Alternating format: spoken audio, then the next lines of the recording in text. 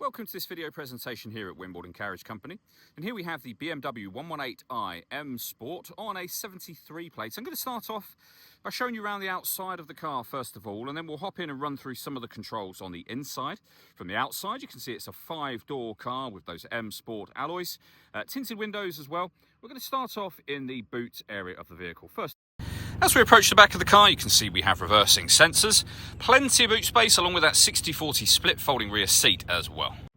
Okay, so we're just going to work our way back around to the front of the car, and then as I mentioned, we'll hop in and run through some of the controls on the inside of it from there. Now that we've done a full circle though, firstly you can see the alloy wheels are all in pristine condition, as is the bodywork the whole way around the car.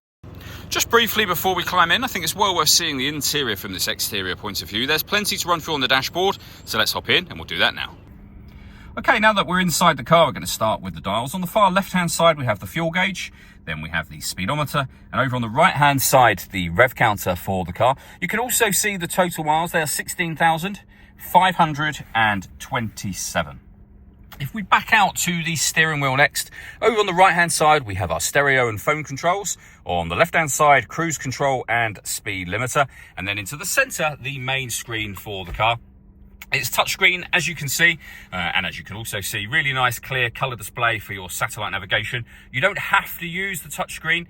You can see me moving around the screen now. That is being done using the iDrive system, which is essentially this dial, the collection of buttons that surround it as well. So, for example, you can access your audio up here. This car's got DAB, FM radio as well. You can listen to your own music via USB input, Bluetooth audio.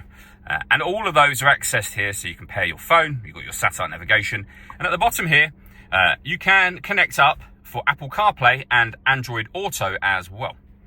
Below that, we've then got the dual zone climate control. You can adjust the passenger and driver temperature, you can increase and decrease the fan speed, you can determine what direction you'd like the air to be distributed in, and when you're happy with those settings, you can turn your air conditioning on and off.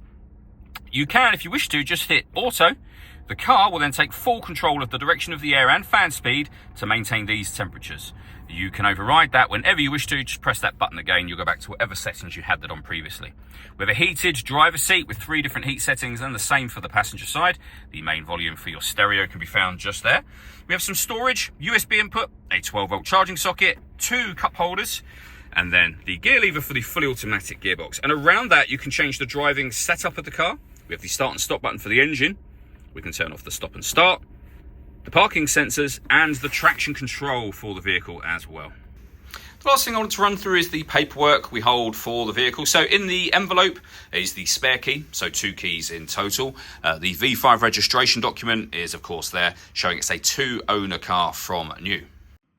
All that leaves me to say is thank you for taking the time to watch this video. If you'd like to come and see the car for yourself and have a test drive, or you'd like a live bespoke video tour, please feel free to give us a call here at Wimbledon Carriage Company. We'd love to hear from you soon.